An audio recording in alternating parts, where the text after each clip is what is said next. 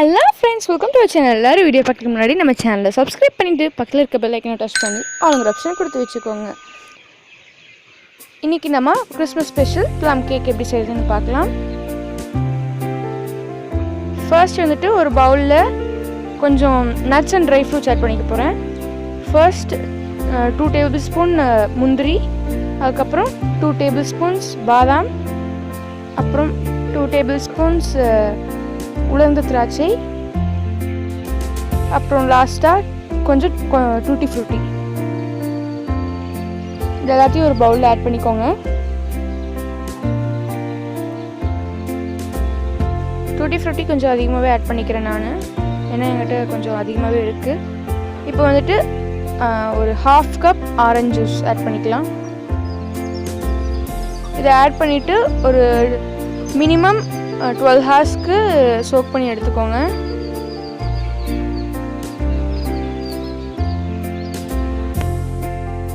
இப்போ வந்துட்டு நம்ம சுகர் வச்சு கேரமல் செய்ய போகிறோம். அதுக்கு ஒரு 1/4 கப், அதாவது 1/4 கப் சுகரை ஒரு பேனில் ஆட் பண்ணிக்கோங்க.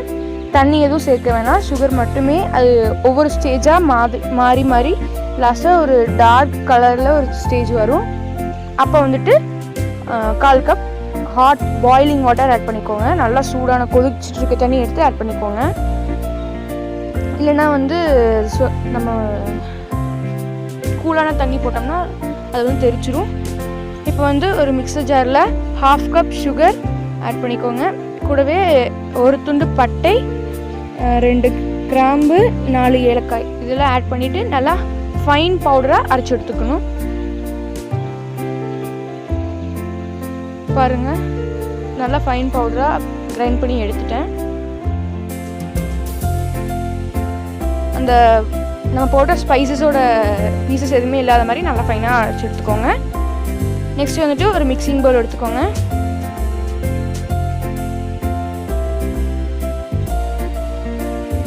இந்த மிக்சிங் பவுலில் 1 கப் மில்க் ஆட் பண்ணிக்கிறேன். மெஷர் பண்ணி ஆட் பண்ணிக்கோங்க. நம்மளோட மெஷர்மெண்ட்ஸ்லாம் கரெக்டாக இருந்தால் தான் கேக் நல்லா வரும்.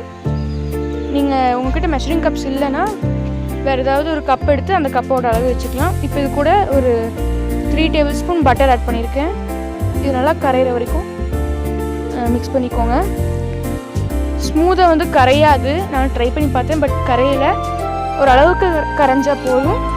இப்போ வந்து வெனிலா எசன்ஸ் கொஞ்சம் ஆட் பண்ணிக்கோங்க. கூடவே 2 கப் மைதா ஆட் பண்ணிக்கோங்க. இதெல்லாம் ஆல்ரெடி சளிச்சு வச்சுருக்கேன், அதனால் டைரெக்டாக ஆட் பண்ணிக்கிறேன். நீங்கள் வந்துட்டு இதுக்கு மேலேயே சளிச்சு ஆட் பண்ணிக்கலாம்.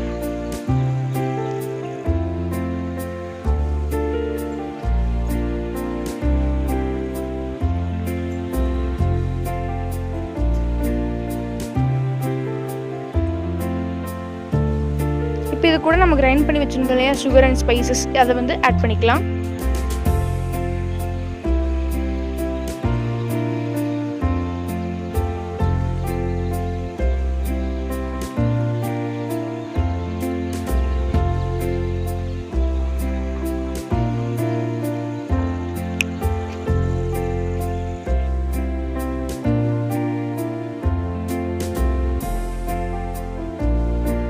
இப்போ இது கூட ஒரு 1 tablespoon cocoa powder add பண்ணிக்கோங்க.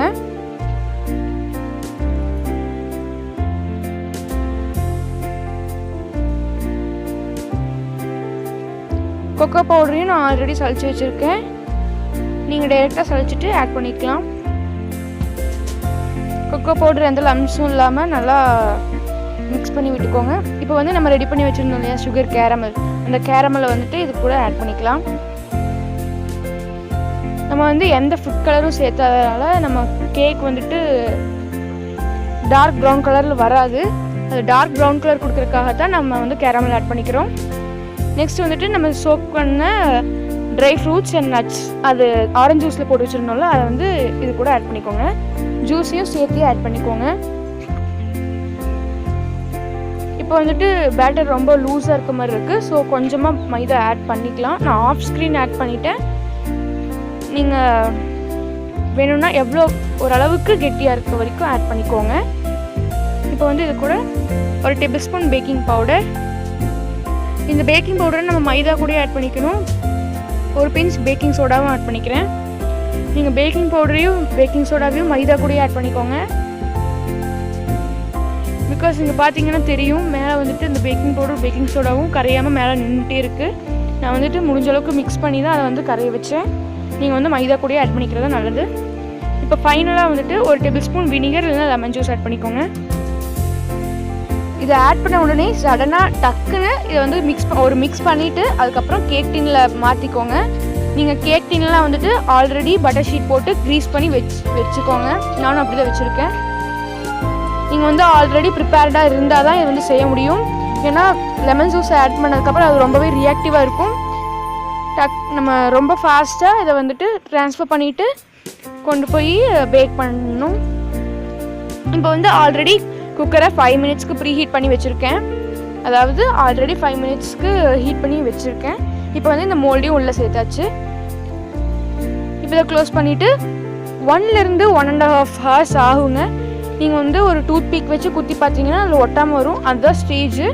அது உங்களுக்கு தெரியும்னு நினைக்கிறேன். ஆல்ரெடி நம்ம கேக் வீடியோஸ்லாம் சொல்லியிருக்கேன்.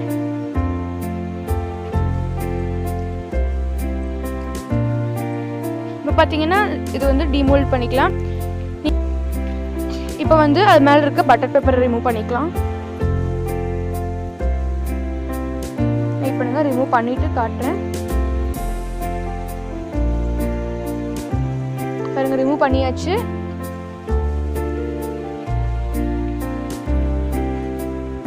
நான் நினச்சதை விட நம்ம ப்ளம் கேக் சூப்பராக வந்திருக்கு. நீங்களும் இதை ட்ரை பண்ணி பாருங்கள் இந்த கிறிஸ்மஸ்க்கு. நான் கட் பண்ணி காட்டுறேன் எப்படி இருக்குன்னு பாருங்கள். நம்மளோட நட்ஸ் எல்லாம் வந்துட்டு மேலேயும் ட்ரை ஃப்ரூட்ஸ் எல்லாம் வந்துட்டு கீழேயும் போய் செட்டில் ஆயிடுச்சு. பார்த்தீங்கன்னா தெரியும், பாதாம் முந்திரி எல்லாம் வந்துட்டு மேலே செட்டில் ஆகிருக்கு. நம்ம ட்ரை கிரேப்ஸ் வந்துட்டு கீழே செட் ஆகிருக்கு. இந்த கிறிஸ்மஸ்க்கு இந்த ரெசிபியை நீங்களும் ட்ரை பண்ணி பாருங்கள். தேங்க்ஸ் ஃபார் வாட்சிங். Merry Christmas. மறக்காமல் like, share, comment and subscribe பண்ணிடுங்க.